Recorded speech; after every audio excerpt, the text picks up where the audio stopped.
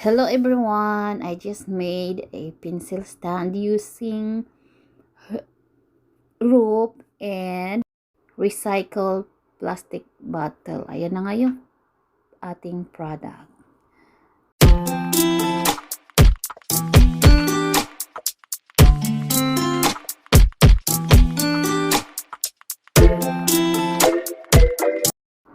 Ayan, ito yung mga materials na aking ginamit. Scissor, cutter, empty bottle ng peanut butter, glue gun at ang ating rope. Ayan, ikakat ko na nga yung ating bottle kasi hindi ko na siya kailangan yung upper side ng bottle. So, I need to cut it.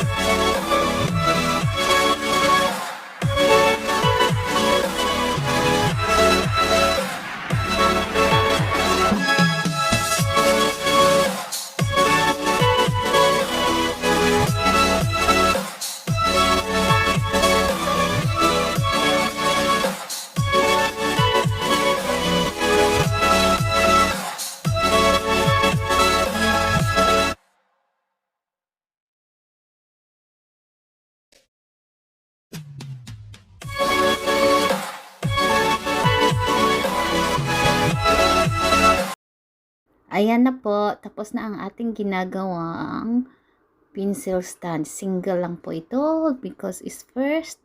So, single lang muna. Ayan, ilalagay na natin yung ating mga brushes at pins. Brushes lang pa yung ilalagay ko dito. Ayan, thank you for watching in this video. Till next time po, maraming salamat.